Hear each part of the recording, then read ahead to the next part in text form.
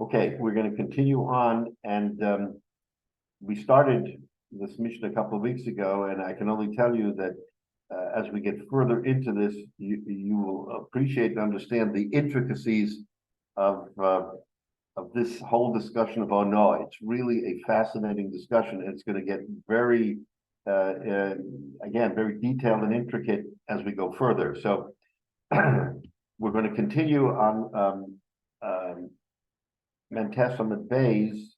The first word on the line is Tanan. It's about maybe a dozen lines from the bottom.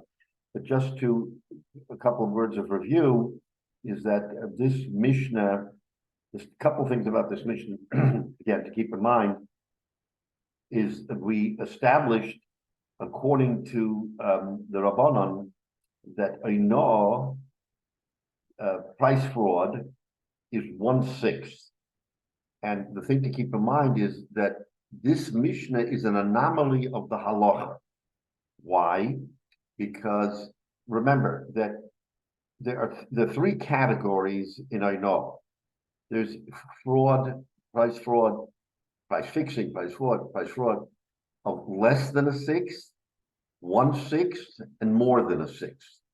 So according to the halacha, I'm talking about general halacha, less than a sixth is insignificant, and there is nothing happens. Okay, if it's less than a sixth, you say you're mavate, no one complains. According to the halacha, 1/6 is al pi halacha, that is, you can't alter the transaction, but the defrauded party, and it could be a defraud of a seller or of a buyer, as we've said and we will see, the defrauded party can demand the refund of the sixth, but he can't undo the deal. The deal is done. All you can do is get the difference of the money back of the sixth. And then more than a sixth, we say that either party, the defrauded party or the other party, can void the sale. That's the halacha. The anomaly of this Mishnah is that when it comes to less than a sixth, right, then again, it's not dissimilar. But according to the Mishnah, the party who's defrauded can ask for a refund. According to the halacha, there is no established mechanism for asking for a refund because we say it's insignificant. The Mishnah doesn't say that. The Mishnah says that even though it's less than a sixth, it still has enough significance that the defrauded party can ask for a refund, but can't void the sale. Now, according to the Mishnah, in the case of a sixth, there's got to be different.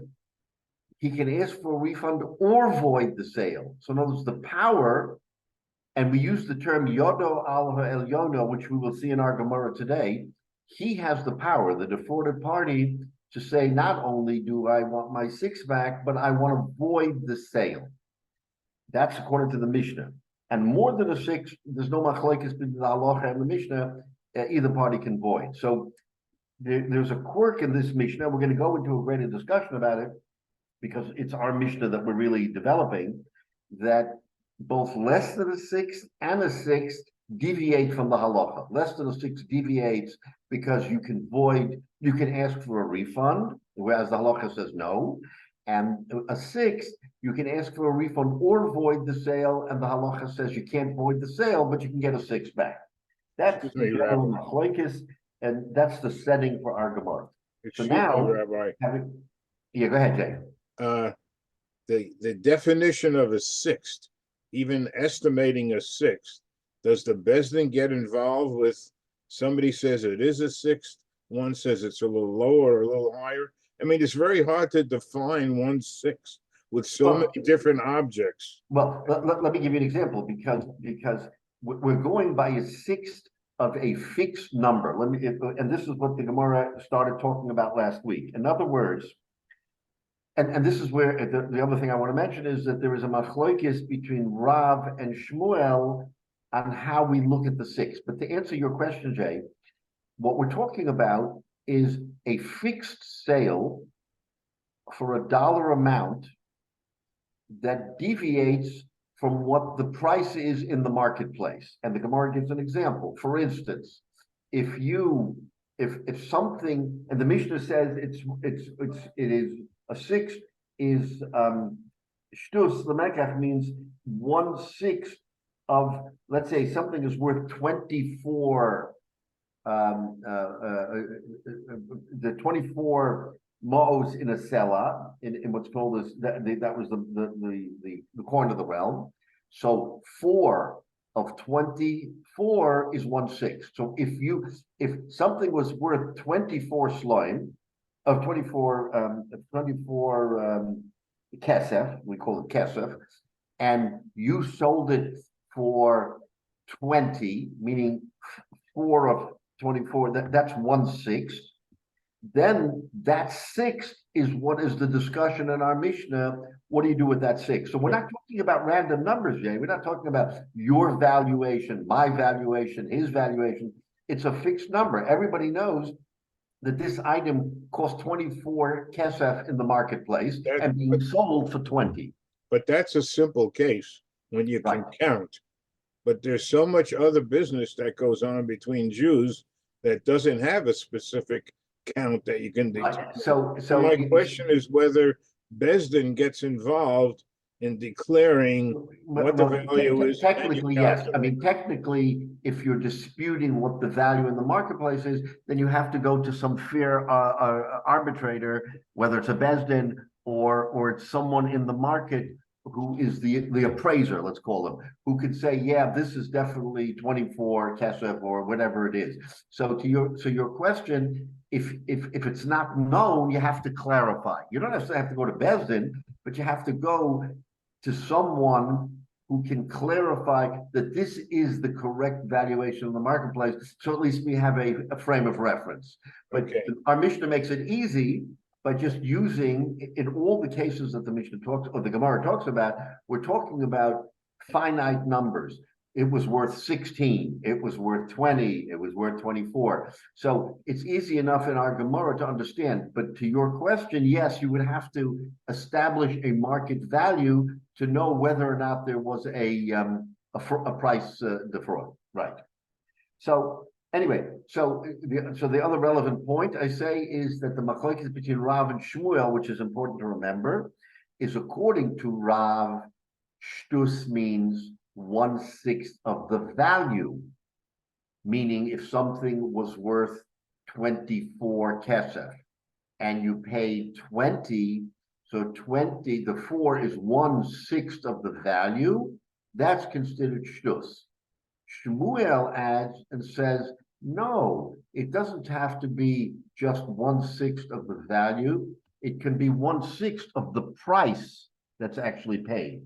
And there, in other words, and he gives an example of a case where the price differential is a 6, not the value, but the price differential is a 6, and that 6 is also considered shtus. Now, the Gemara, so that's Rav and Shmuel. So they were Amoraim who were commenting on the Mishnah. This Gemara that we're now about to embark on is going to want to prove either Rav is right or Shmuel is right. In other words, is it based on value or is it based on the actual money paid? Because there is a chiluk whether or not you consider it. It could be different numbers. It could be different circumstances for different situations if you consider it based 1/6 of the money or 1/6 of the value. So that's what we're going to be talking about now, is who's correct, whose interpretation of the Mishnah is correct, Rav or Shmuel. Okay, so we started talking last week. Oh, sorry. Let's put this into sort of modern accounting terms, and Scott's probably been business. So he probably could hopefully confirm that I got this right. What we're talking about here is the question of, or one of the things we're talking about here is the question of, are we looking at markup percentage versus gross profit percentage? Market percentage. Markup Markup percentage. Marking up by 1/6 versus a gross profit of 1/6, which is 1/6 coming down from the selling price. Right, right. So in general terms, I think that's a correct way of putting it, because one is basing it on value, right? In other words, the chilek here is that according to Shmuel, you can have a sixth that won't hold water according to Rav. Because if Rav says it's a sixth of the value, and Shmuel is not going by value, he's going by the actual monetary exchange of dollars, then invariably you're going to have circumstances where it'll be 1/6 according to one, but maybe only a fifth according to the other. Because according to Shmuel, if you're talking about money, then that gap may be different than if you're talking about value. That's the chilek. And the Gemara gave an example. The example was, for instance, if something was worth, let's say, chamisha zuzim, it was worth 5 zuzim, shava chamisha b'shisa, was worth 5, and he sold it for 6, right? And then also the example of something worth 7 that he sold for 6. So in one case, it was marked up, which would have been disadvantaged buyer, or it was marked down, disadvantaged seller. So the Gemara says, what we said last week, according to Shmuel, who said we go after the money, not the value, then both of those cases are a no, whether it goes up or down, right? But according to Rav, the Omar Basal Mekach, when we go after the value, then if it was 5 going on 6, right? If it was 5 going on 6, then that's not a no. He says Bittul Mekach Haba.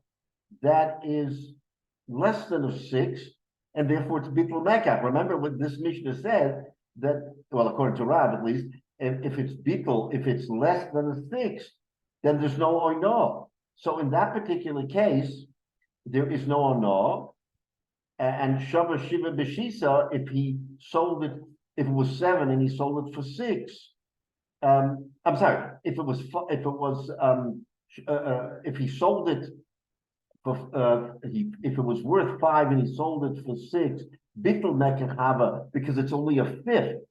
And a fifth, the halacha is that you can void the sale entirely. So according to Rav, there would be a avoidance of the sale, and Shava Shiva B'Shita. But if you sold it if it was worth 7, you sold it for 6, then Mechila Hava, then it is a waiver because it's less than a 6. So according to Rav, in those two circumstances, there's never shtus. But according to Shmuel, there's shtus in both because you're going after the money. That's the Gemara's example of where Shmuel becomes more. He says, no, everything is still in play because you're talking about a 1/6 of money, not value. So that's the essence of the machlek is that according to Rav, it's got to be a 1/6 of value. It can either be too much, in which case you're totally, it's a 1/5, so you void the sale entirely, or it can be too little if you, for instance, if it's worth 7, you sold it for 6. So what's the value? The value between 7 and 6 is less than a 1/6. If it's less than a 1/6, according to Rav, mechila, there's no a person doesn't even bother with that amount. So that it's a little confusing, but that's in essence what we need to understand is that Shmuel, according to Shmuel, the only time you don't have a no is if it is neither a 1/6 of value or a 1/6 of money. In other words, you have to have both of those conditions for it not to be a no. Otherwise, it's a no, whether it's a 1/6 of madman. According to Rav, so Shmuel is more machmir in a way by saying that, you know what, a no is really something that you really always have to be worried about unless you have both conditions. It's not a 1/6 of value or a 1/6 of money. According to Rav, no, it's pretty simple. You just have to have a 1/6 of value. If it's a 1/6 of money, then you get your money back because now you're talking about too much. And if it's not a 6, then forget about it. So that's how we have to understand the machlokes between Rav and Shmuel, because the Gemara now gets into examples. The Gemara now is gonna sort of twist our minds a little bit by giving us all kinds of examples that might fit Rav's definition and not Shmuel, or might fit Shmuel's definition and not Rav. Okay, so we want to make sure that we're clear on all this, because now we're going to go into specific examples, starting with Tanan, that we learned in a Mishnah. And the Gemara is going to say that with this Mishnah, we want to bring a raya to Shmuel. For some reason, the Amoraim were more inclined to want to show. Okay, Rav is pretty simple. Rav, you could say, oh, it works according to Rav, but they wanted to show that it can also work according to Shmuel. So most of the discussion that we're going to get into is trying to show that it works according to Shmuel, that Shmuel is a Manda Omer of this Mishnah. And the Gemara is going to give it a proof and then eviscerate the proof and say, no, it's no proof. And the Gemara is going to go back and forth now in the next couple of situations to show whether or not Shmuel can be the proper way of looking at Oino. Okay, so let's go back to Tanan. We learned in a Mishnah, so here you have to carefully follow the examples. Ha'ono dalet kesef mi esrin va'arba kesef l'sela.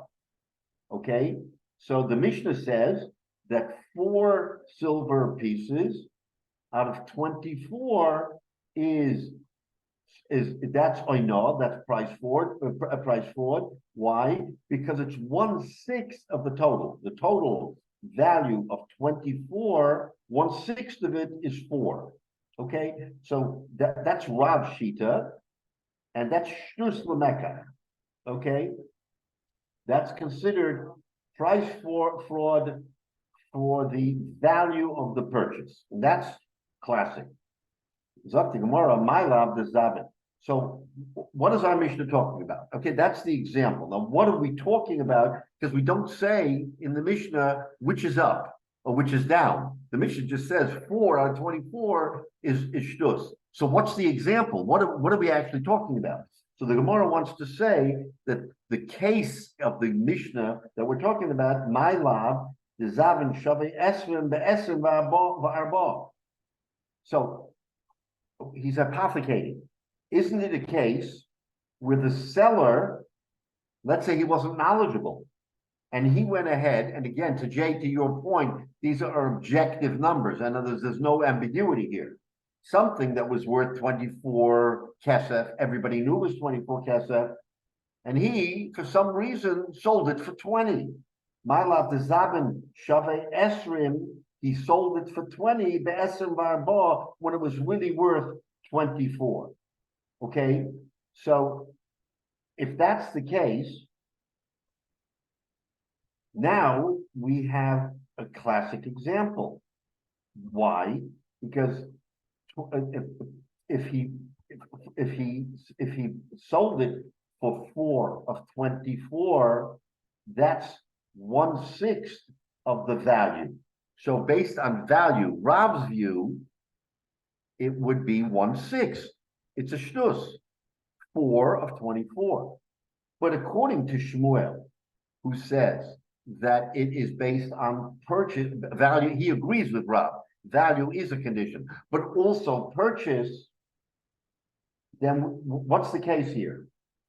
4, what's left? 20. 4 of 20 is a 1/5. If you're going on price, not value, the price was how much?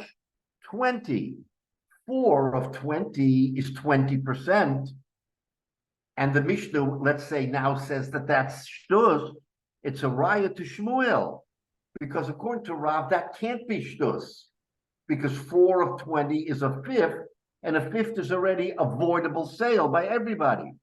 But according to Shmuel, who says that you can value shtus based on the actual monetary price. What was the monetary price here? 20 zuz.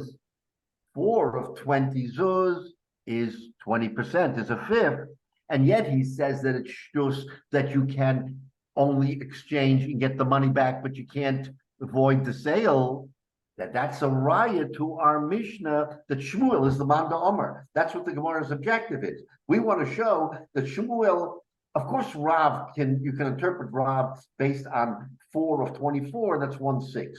But even Shmuel, who says, I agree with Rav that that a 6 is shtus, but I also say that a shtus non-voidable. A shtus is based on the money, and based on the money, it isn't a 6th; it's a 5th, right? So that's really the Iker Machlokes, and the Gemara says, and this is a raya to Shmuel.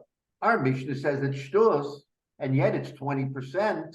So it's a raya that Shmuel is the Manda Omer, because according to Rav, you never arrive at a evaluation of the sale, only of the value. So it's a raya that the Mishnah is according to Shmuel. That's what Rabbi, I'm confused. Go ahead, Michael. I thought under Shmuel it was either or. So it's shtus under the definition of Rav. So the 1/6 of the value, it's shtus, it's exactly 1/6. And Shmuel would also say it's in excess if it was 1/5, because 20% is higher than 16%. I mean, than 1/6. So I don't see why it's a proof, because they would both agree. And isn't a shtus 1/6 or greater, or is it exactly 1/6? No, shtus is only exactly 1/6. Shtus, by our definition, is 1/6 of a number. According to Rav, and also Shmuel agrees, he doesn't disagree with Rav, that 1/6 of the value, if the value was 24 and the fraud was 4, that's 1/6 of value.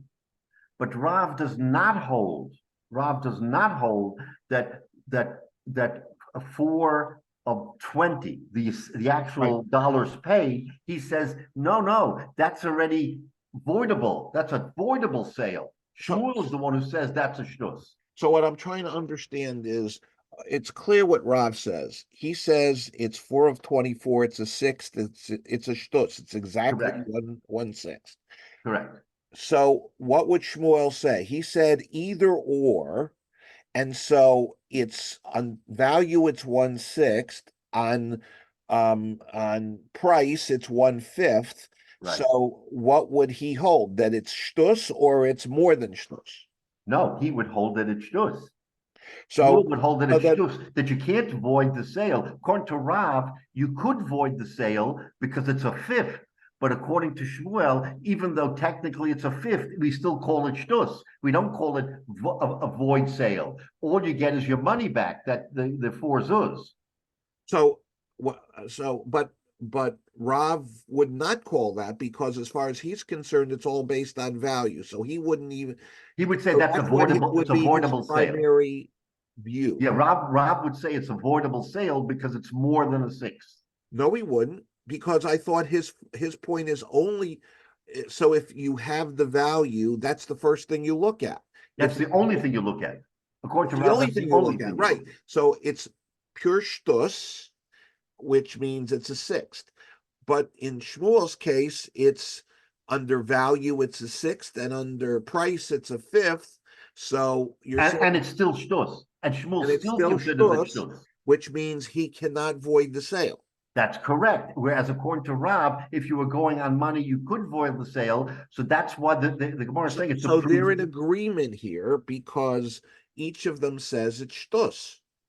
Because in this particular case, there's no variation. So the agreement is on value. Shmuel and Rav are on the same page when it comes to value. Their difference is when it comes to the money paid. According to Rav, it's not shtus, it's voidable, and according to Shmuel, it's shtus. That's why the Gemara says it's, and the Mishnah says what, that it's shtus. It's not more than shtus. But Rav doesn't look at.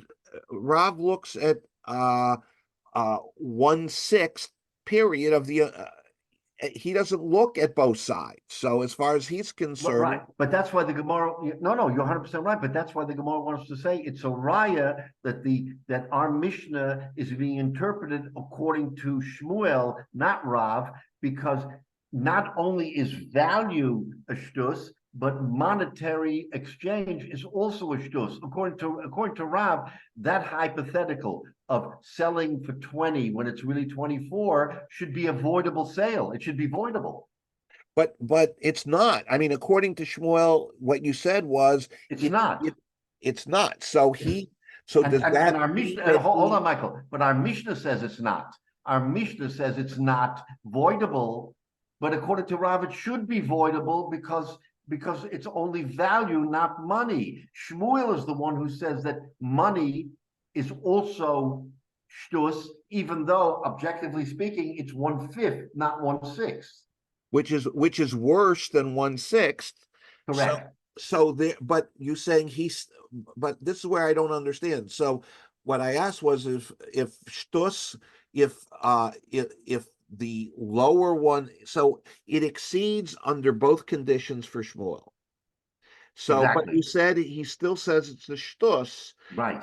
So is But that according to saying Rav, that it can't be a shtus according to Rav if you're evaluating it based on the money, because according to the Rav, it's a fifth, and but therefore Rob it's doesn't avoidable. look at money? You just said doesn't look He at doesn't. No, when we say he doesn't look at money, he doesn't look as money as the guideline for shtus. right. So clearly, to him, it would be a shtus because it's based on 1/6.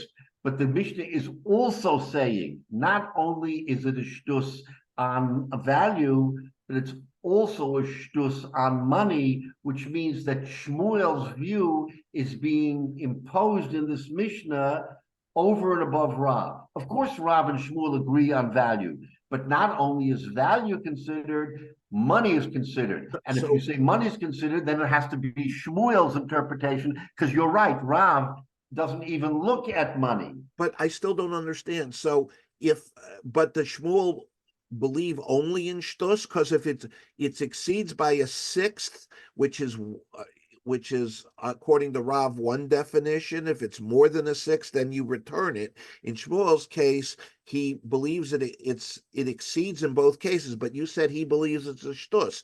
So does that mean that if let me put it this way? You know what would be example of not shtus according to Shmuel? If it was worth 24 and he sold it for 16. If he sold it for 16, then you can't say that's shtus. That is a voidable sale because it's well above a 6. But in this case, and maybe I'm just being opaque, but in this case, under Shmuel's definition, it is 1/6 under value and 1/5 under price. And it's still considered shtus. So is that because he feels value supersedes shtus if both are exceeded? Or is it because he feels that even if it's more than a sixth, it's only shtus, you only refund the difference in any case? That's correct. Shmuel says that in any case you only refund the difference, whereas according to Rav, if you were looking at the monetary aspect of it, it's a voidable sale because it's more than a sixth. So Shmuel under doesn't Shmuel's consider it more than a sixth. Under Shmuel's perspective, would he force him to refund from the price, which is a fifth, or would he have him refund based From on the price, which is 4 kesef. So whichever one is worse under Shmuel's position, Say it again. What was it? whichever one is more worse. egregious is what he would have him refund. Right. Okay, Exactly. that's what I wanted to understand. Right, Sorry. right. So the Gemara wants to bring a raya. You see, our Mishnah comes out like Shmuel because it says that it's only a shtus and it's not voidable. Yet, objectively speaking, 4 zuzin out of 20 is more than a 6, more than a shtus, and yet, according to Shmuel, it's only a shtus. So we see that our Mishnah has to come out like Shmuel. That's the Gemara's hypothesis here in this particular example. Ushma mino says the shtus mos nami shoninu. So that you have to come to the conclusion, shma mino, that a shtus of money is also considered fraud, and that's a raya to Shmuel. So at this point, the Gemara says, "Oh, now we know that Shmuel is the Manda Omar of our Mishnah because he includes shtus mos over and above just shtus of Mecca, of value." The Gemara says, "Not so fast. No, it's not a raya. Why? Lo, it's not a raya to Shmuel. The Zabin Shave Esrim va'arba be'esrim. You have the facts wrong," says the Gemara. He didn't sell something that was worth 24 for 20.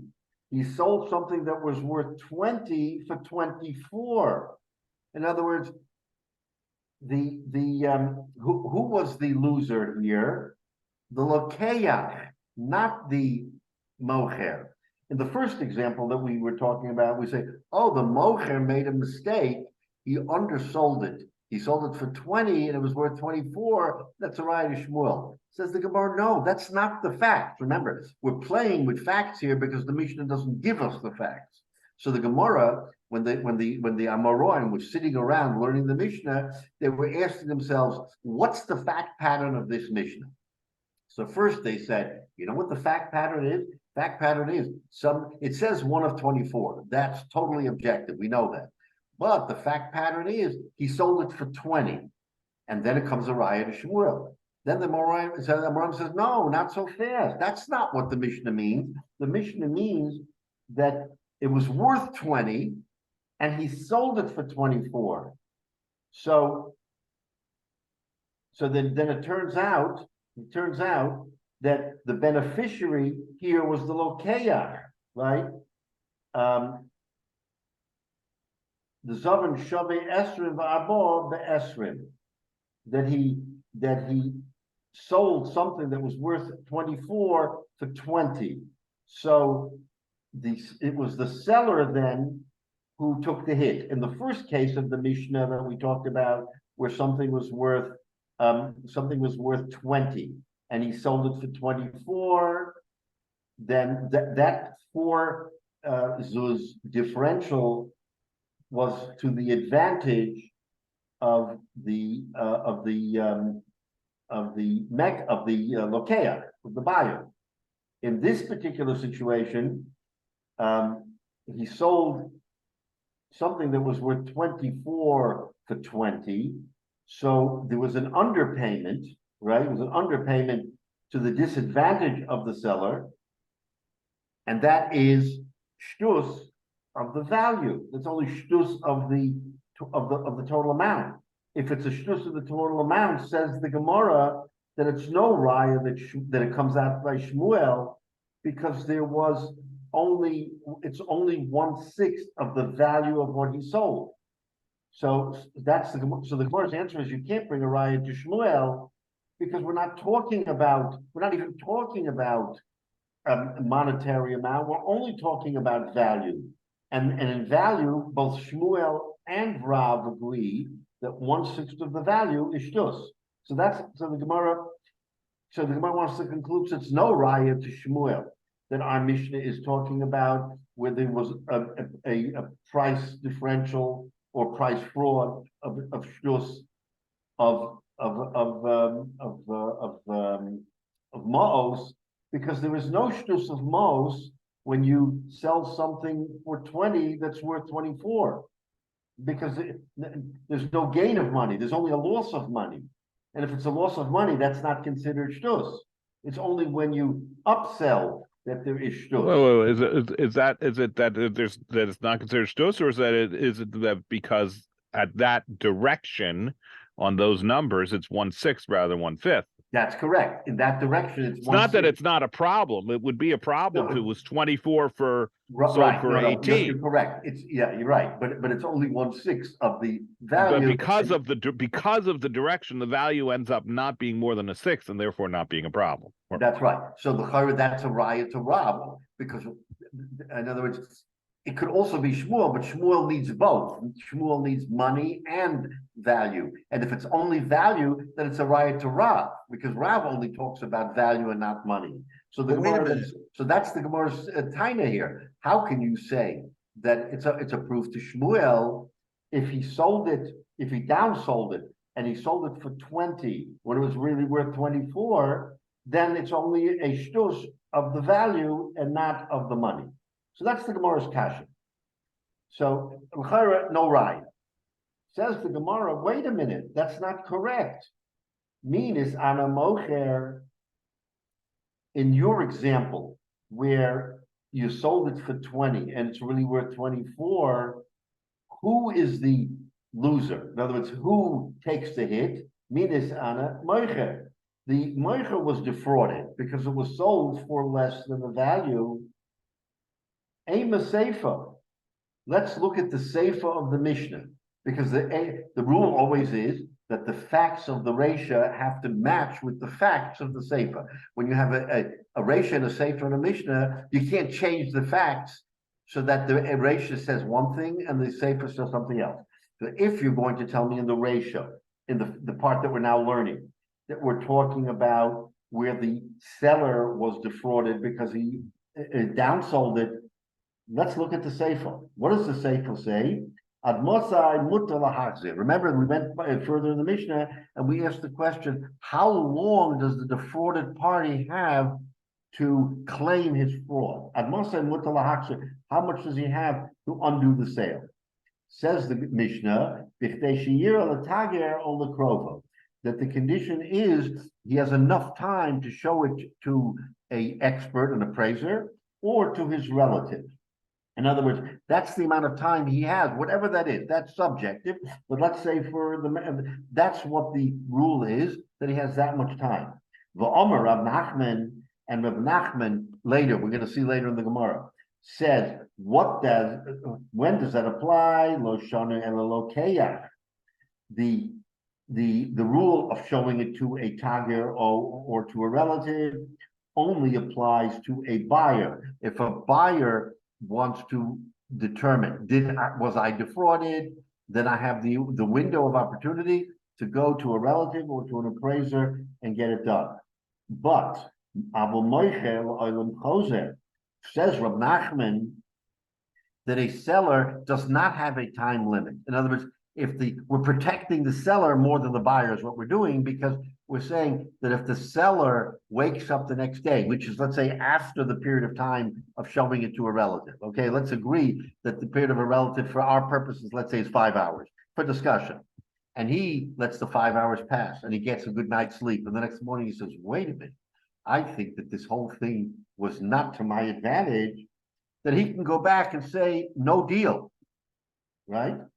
So if Rav Nachman interprets the Mishnah that the defrauded party is really the lokeach, then how can you say in the ratio that minis aner, in the case of selling it for 20 when it's worth 24, the defrauded party was the mocher? We see from the Sefer that our Mishnah is talking about a defrauded buyer, not a defrauded seller. The Mishnah is talking about how much time you have to retract. That's only a buyer condition. It's not a seller condition. The seller has forever to come back, a day, two, whatever it is. So if the Mishnah is limiting our facts to only the tagir or the korov, that you only have that amount of time, then it must be talking about a hypothetical, or the Mishnah must be talking about a fact pattern that is buyer fraud. The buyer's been defrauded. How can you then slug up what we just said, that the halacha, that the Mishnah comes out according to Shmuel? You say, no, it's not according to Shmuel, because you're giving me a fact pattern where the seller is being defrauded, but we're not talking about a seller defraud. We're only talking about a buyer defraud. If we're talking about a buyer defraud, then it's a proof that Shmuel is the Ma'adei Amar of the Mishnah. Because then we have to go back to what we said before. The fact pattern is not that it was down sold, it was upsold. It was worth 20 and he sold it for 24. And still Shmuel says that it's a shtus, it's not a voidable sale. It's a raya that we go by value and money. So we're back to our first proof that this is a proof according to Shmuel. So now, we gave a proof, we slugged up the proof, and then the Gemara says you can't slug up the proof because your fact pattern can't be the fact pattern of the Mishnah, because your fact pattern allows for the seller to be defrauded, and our Mishnah is only talking about a buyer being defrauded. So that's the Gemara's answer. The Gemara's answer is the Mishnah has to be talking about a buyer defraud, and therefore it's a raya that Shmuel is the man d'Amar. It's a very clever somewhat Okay. related question, because I guess Yeah. there could be situations where the seller, well, depending on the different opinions, where the seller could void the sale, which is if I'm the buyer and I buy a basket of food from you. And if I think about it, oh, wait a minute, oh, it should be worth more, it should be worth less, and I go back to you before I've touched and done anything with it other than show it to my relative or show it to an expert, fine.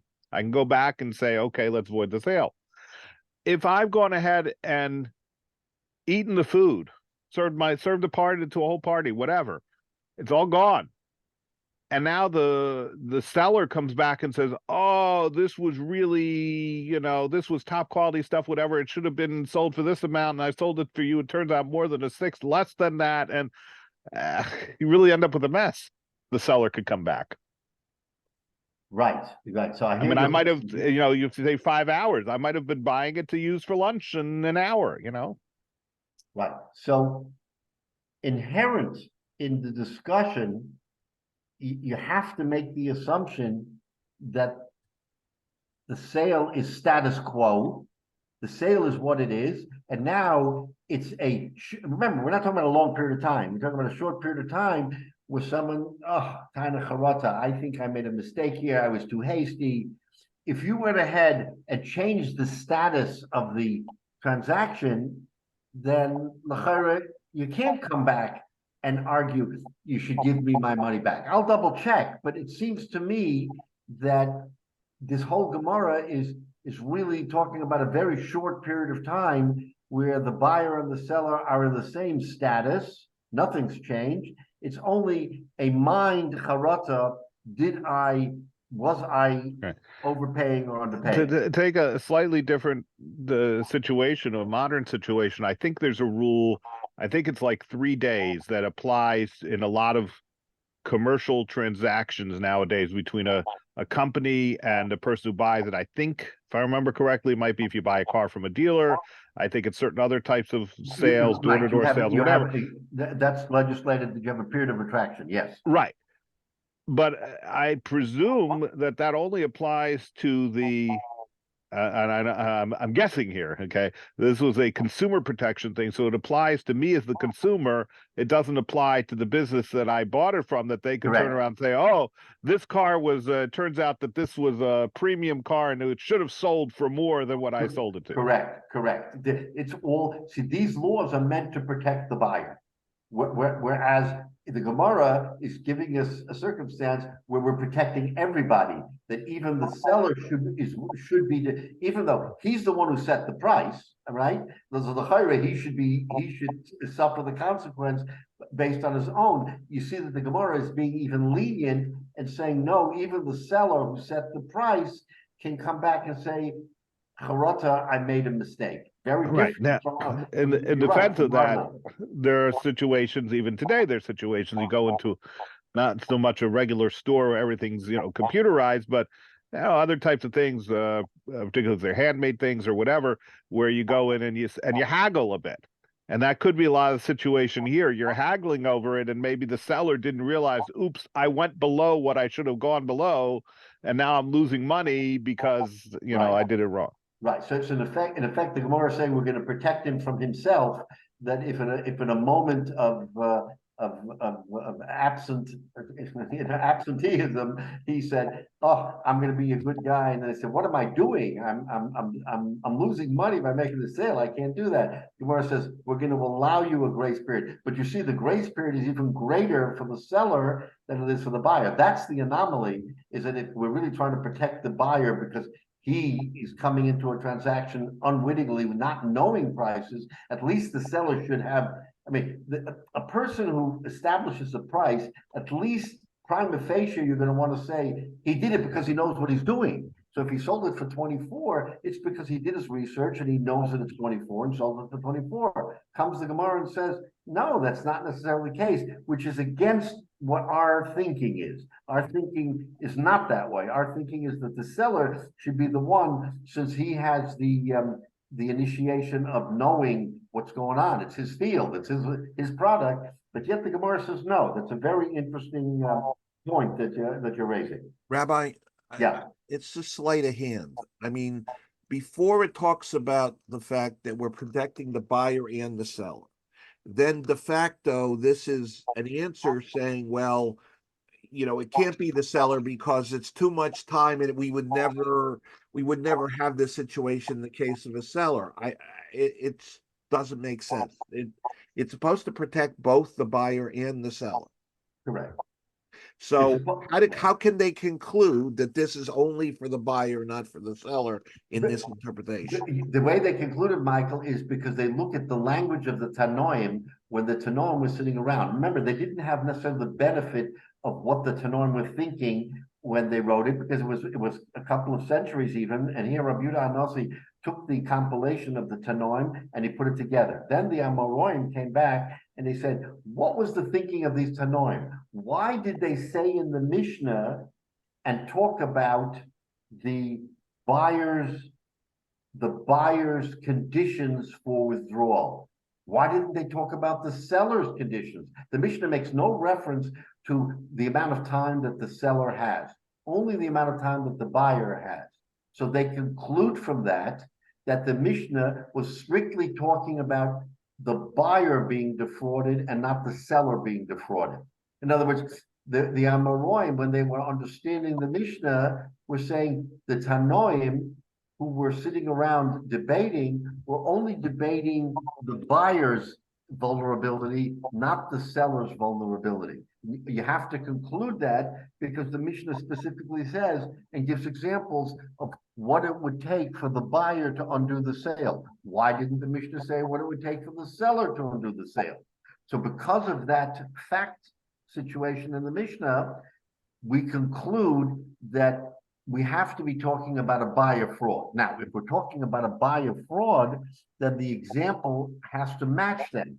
And that's why the Gemara says that if someone sells something that was worth 24 zuz, he sold it for 20, then it's the seller who's being defrauded, not the buyer. So that can't be the fact pattern.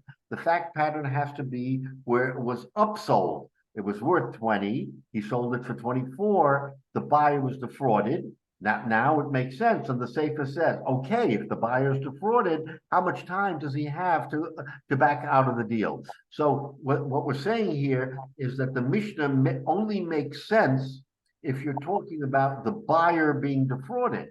And if the buyer is defrauded, then Shmuel can be the Manda Amar of the Mishnah, because Shmuel says that in a case where the buyer is defrauded, then you can have 1/6 of value and 1/6 of the money, whereas Rav says only 1/6 of value.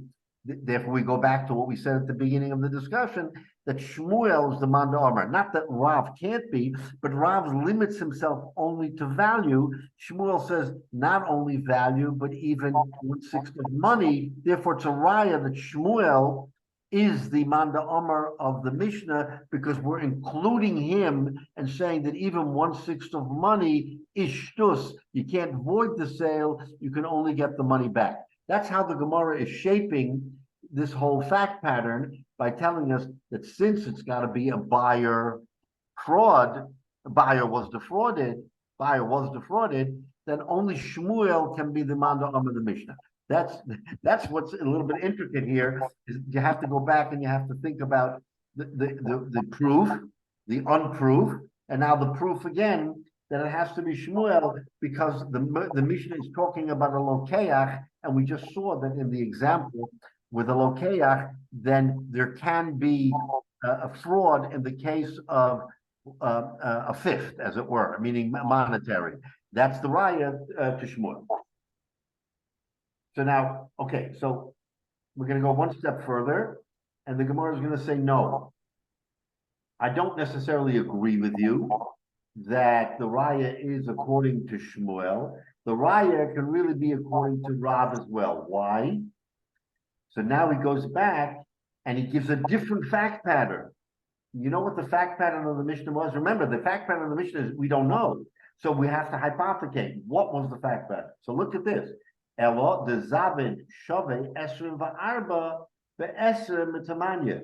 No, it wasn't 24 to 20, right? Either 24 to 20 or 20 to 24. We're talking about it was worth 24. The Zavin Shave Esrim Va'arba was worth 24, and he sold it Be'esrim Mitamanya, and he sold it for 28.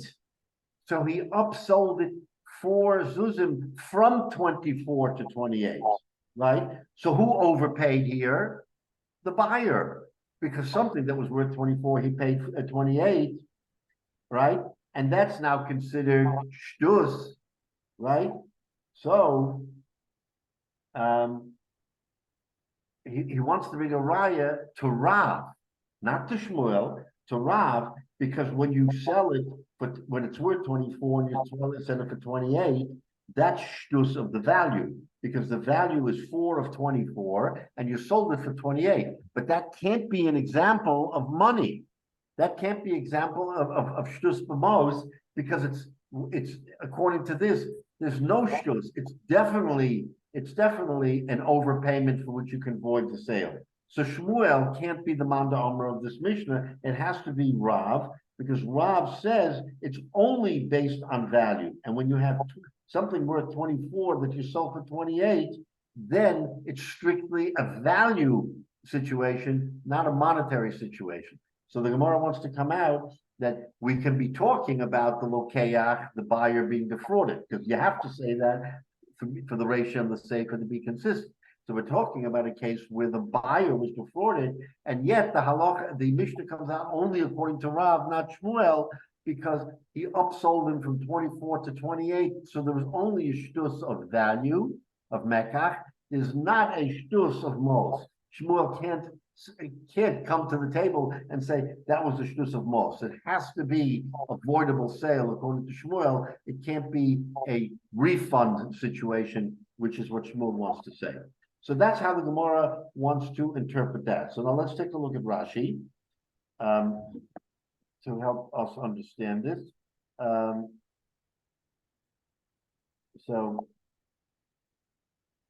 Okay, so we're looking at the Rashi 4 lines from the bottom. My lav dezaven. So we started out by saying my lav dezaven shave esrim ba'ar the esrim ba'ar. Originally, we thought our Mishnah is speaking about where it was worth 20, and he sold it for 24. But it's ana lokeach, and the lokeach benefited. The havalei chomesh legabe mekach arbo have a chomesh shel esrim, because it would be only a fifth of 4 of 20, right? But correlate ono, and you still call it ono, will correlate bittul mekach, and you don't call it avoidable sale. So that's how the Gemara wanted to prove that it's Shmuel, because if it's 4 zuzim from 20, it's a chomesh, says Rashi. Chomesh legabe mekach harbo, and nevertheless, correlate ono, you call it ono, will correlate bittul mekach. So we see, according to Shmuel, that a no of money, which is really objectively a 1/5, is still considered oino. So that will be the proof to Shmuel. So the Gemara answers, lo, the zaben shave esrim v'arbo be'esrim. No, we're not talking about where it was worth 20 and you sold it for 24. We're talking about when it was worth 24 and you sold it for 20. So you downsold it. The hamalei shtus lemekach, that can only be shtus lemekach, as we said. That can only be valuation. It can't be shtus on money or porchinan. And then the Gemara asked, "Well, midasana mocher bitmia." Are we talking about the mocher who's benefiting? No, we have to be talking about the buyer. Lo shonu the b'chtei sheyira v'sulo elalokeach. That it's not that no, we're not talking about that it was based on the lokeach. Because according to Rab Nachman, later in the Gemara, L'kam Maitama, we're going to explain later in the Gemara, the Mocha has forever. So if that's the case, then how can our Gemara be talking? How can our Mishnah be talking about Mocher? We have to be talking about Lokeach. El dezavin dahavale shtus lemekach v'nisane Lokeach. So we have to be talking about a case where the Lokeach is the one who is benefiting, so that we're focused on the Lokeach. So okay, so right again, Rashi just elucidates a little bit our Gemara. So where are we right now? Right now, the Gemara tried to give an example to support Shmuel. The Gemara then slugs it up. And the Gemara says, wait a minute, how do you slug it up? We're talking about Lokeach, not Mocher. So the Gemara says, since we're talking about Lokeach, then he gives an example of 24 to 28, which can only come out according to Rav, not according to Shmuel. So as of right now, we have no proof to Shmuel.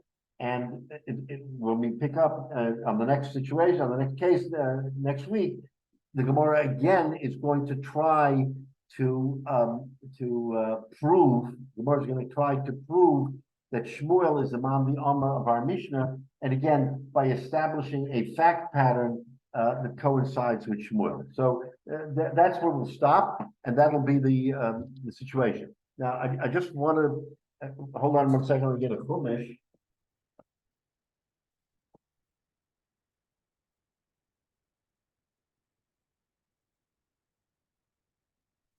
I wanted to just say over a remarkable Hidah. Hidah was a basically 17th, 18th century Mekubal in Eretz Yisrael, Chaim Azulai, who was known as the Hidah. And his machshavas, he wrote several svarim, and in his writings, there's phenomenal insights, Kabbalistic insights, and phenomenal insights into the Torah. So I actually we didn't have enough time last week because we benched Rosh Chodesh a week ago.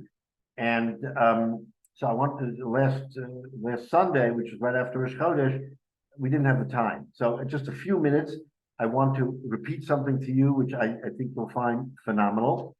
And it is from a pasuk in Miketz. If you have a chumash, you want to take a look. It's Perek Mem Gimel pasuk Yud. You could look at it later if you don't have the chumash.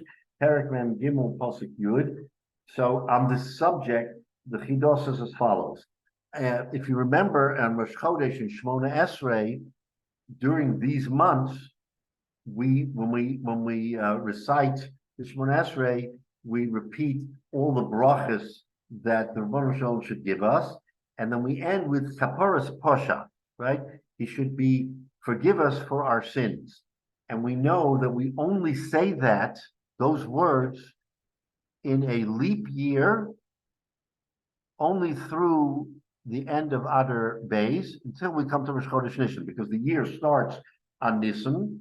So in the year where there is a leap year, which this year there's a leap year, we have 2 Adars, we add those words. So you'll take a look in the Shemona Esrei, and of course you all remember, we say Chaporos Posha. Next year, Mitzvah Hashem, we won't say it at all, because it's not a leap year. So, Frek the Chidah, I mean, it's a kasha. What does Chaporos Posha have to do with anything? Why do we say Chaporos Posha in our repeating of the Shemona Esrei only in a leap year? So now you'll listen to this and it's astounding. Says the Chidah, you know why we do it? Because we have to look at the pasuk in the Torah. So pasuk Mem Gimel, Perek Mem Gimel, pasuk Yud in the Torah. This is the parsha where Yehuda is having a discussion with Yaakov about saving Binyamin from Mitzrayim. So you remember what happened is that Yosef, unbeknownst to the Shvatim, demanded, and he was Yosef, but he demanded that Binyamin come, and he held him hostage. And Yaakov complained that not only did I lose Yosef, now I'm going to lose Binyamin. And Yehuda is the one who wanted to save him, but Yaakov did not want to send Yehuda. He sent Reuven, Shimon. He didn't want to send Yehuda. So Yehuda's having this discussion with Yaakov, and Pasuk Yud says as follows. Yehuda speaking, if you, Yaakov, hadn't delayed as Rashi says, by sending someone else and not me, I would have twice been able to bring Binyamin back to you. But you delayed. You didn't allow me to go to be your shaliach to get Binyamin back. So because of that, you're now in desperate situations because you don't have Binyamin. So now, if you have the words, or if you want to look at the words later, what does the Chidah say? In these words is the source for Chaporos Posha. Why? Ki lule hismamonu. The word lule is lamed vav lamed aleph is spelled elul backwards. Says the Chidah. Ki lule hismamonu. Hismamonu means delay. If Elul, in Elul, you delayed. What did you delay? You delayed from doing tshuva in Elul. Ki lule hismamonu. If you delayed from doing tshuva in Elul, then the second part of the pasuk says, Ki ata shavnu ze pamoyim. Now, when ze, what is ze? Zayin Hey is 12. When 12 is pamoyim, comes out 2 times, when is that? On a leap year, kizeh pamoyim, when 12 comes out twice on a leap year, you have the opportunity of doing tshuva because you delayed from doing tshuva in Elul. So now, again, this is Sisrei Torah. This is really so the Torah is saying that when Elul, you've delayed in Elul, lule es mamonu, then shavdu zeh pamoyim, when zeh comes out 2 times, then you have the opportunity of doing tshuva, which is why during a leap year in Rosh Chodesh, through the leap year, we say the Chaporos Posha, because we're asking not only for all the brachas of health and parnasa and everything else, shalom, we're also asking for kapara. Why are we asking for kapara on the Rosh Chodesh benching? Because if you delayed in a leap year from doing tshuva through Elul, through Rosh Hashanah, through Yom Kippur, through all of the possible times of doing tshuva, then you still have tshuva during the rest of the year until the end of Adar Beis because it's Kaporos Posha. I mean, it's a brilliant, brilliant interpretation. And when I first saw it and thought about it, I mean, it's astounding. So, Mitzvah, you still have a couple of months. When we're in Shvat now, we're going to have Adar Rishon, Adar Beis. So the next time we say Rosh Chodesh benching, and we say, on Rosh Chodesh, we repeat that Shmona Esrei, and you could come to Kaporos Posha, then you have to realize that the Rebbeinu Shalom, during this special month, is giving us an opportunity to redeem ourselves. And again, it's on a personal level, on a klaliistic level, for Klal Yisrael, this should be an opportunity for all of us to daven for the kapara, for whatever transgression we didn't do tshuva for, which may be one of the reasons or part of the reason why we're undergoing such a terrible matzav as a klal. We still have the opportunity of doing tshuva as a individually and as a klal. So it's apropos to think about this, that the Baruch Shalom, as we daven for all the other things that we daven for Kaporos Posha, the Baruch Shalom should forgive us for all our sins. And in that vein, maybe by forgiving us, he will give us the Yeshua personally and also for Klal Yisrael. So I just wanted to repeat Also, that, Rabbi, so that you can see how the godless of the Chidah is thinking. Yeah. the other aspect of this is that we're actually forcing Hashem to do it because the Bezdin declares when there's going to be a second Adar. Right. So it's man's creating the second Adar, and Hashem says, And Hashem okay, then has to comply. And Yeah. how ironic that unfortunately this terrible match of Klal Yisrael is in a leap year when there is that slim margin of asking for Kaporos Posha, which we still have until the end of Adar Beis. Yeah. And it's an opportunity. Again, it's on a personal level, but it's also on a klal level. We personally ask for the Baruch Shalom to give us kapara, but of course we're asking for the klal. We're asking that there should be kapara for the klal. So you're right. But look at the irony of how that comes out. It comes out in a year when we're desperate for Kaporos Posha, and here we all have an opportunity of understanding why Kaporos Posha is a a factor, which means that maybe we relax in our tshuva and we didn't do the proper tshuva during all of the opportunities that the Rebbeinu Shalom gave us, and he gave us many opportunities through the Yom Neroim, even until Sukkot, right? Because we have the opportunity of doing it even at the end of Sukkot before Shmini Atzeres. So all the when it opportunities, started. right? We missed. Yeah, but So also when it we started, didn't miss. We still have another opportunity. Yeah. So I meant to say it last week when we were doing Rosh Chodesh, but keep it in mind now because we still have multiple opportunities to do kapar, to say Kapar's Pasha and to do Kapar's Pasha before the end of Adar Bay. So in that vein, Shmuel Taka have the schos of a good week for our individually, but it should be a good week for Klal Yisrael, and the Rebbeinu Shalom should give the Yeshua and the Netzach to Klal Yisrael, the Meher B'Yameinu.